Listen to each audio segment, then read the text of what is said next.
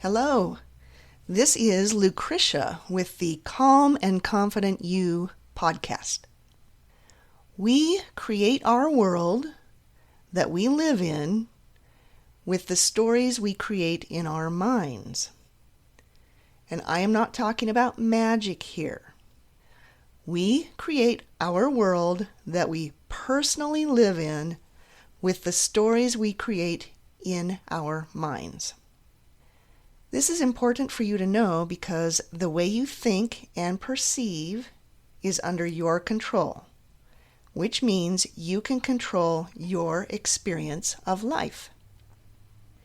Stories are paradigms.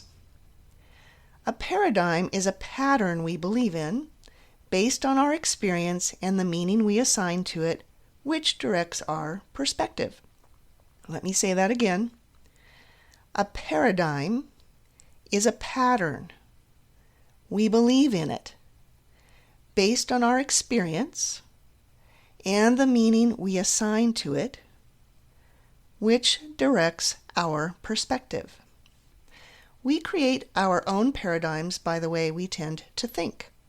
How we think is influenced by how we were raised, social influences, personality, mood states, experiences, internal talk, self-assessment, and more. Let me give you an example. Lately, as the season turns to fall and the sunset comes earlier and earlier, I have seen a post on Facebook which encourages women to be more careful, suggesting that they stop to refill their cars with gas during daylight hours rather than during the dark evenings. The underlying belief is that darkness is more dangerous for women who may be more easily accosted. This leads me to think back to a professor I had who told me his daughter was in college and walking all over campus at night. He believed there was danger, but he didn't make an issue of pointing it out to her because he said, "I don't want her to live her life in fear." He was choosing to not influence her perceptions of the world she lives in. Now, people may argue about which is the right way to think about this topic of safety, but that's not the point. The point is how we form our schemas. The bottom line is we all have schemas which direct how we approach our lives. When I was a young teen and the school year had just ended, my friend and I were thinking it would be fun to go camping together. My mother told me no and said it was too dangerous for young girls to be out in the woods alone.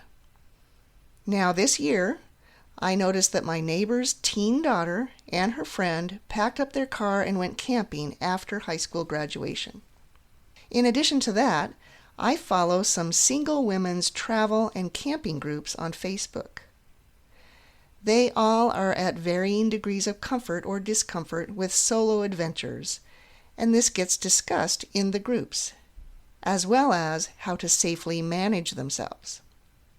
It leads me to wonder if there could have been some way to allow my friend and I to go ahead with our camping idea as young, enthusiastic girls while managing the risks. We can change our stories to change our life experience. Now, don't get it wrong. Changing the stories we create to change our life experience does not mean denying reality. You do not deny reality. But here's the thing. Two people can witness the same event with the same facts and perceive it differently. In fact, it's often said that no two people remember an experience exactly the same way. The healthy way of managing our perceptions is to accept reality while deciding how we want to respond to it. For example, I know of a very active, physically strong, but aging, ex-military man whose motto is, "Embrace the suck." He often says this as he talks about his long jogs in freezing rain or sleet. Clearly, he pushes himself to endure discomfort. Lately, I have seen that he seriously injured his knee and is in a brace for it. He posted a picture of himself in the gym, smiling, while working out what he could around the brace. He could be sinking into depression because of his limitations. Instead, he directly stated he is taking it as meaning he should slow down a little and take time to heal. He is accepting the seriousness of the injury while considering it to be a growth opportunity in building his character. How is he building his character?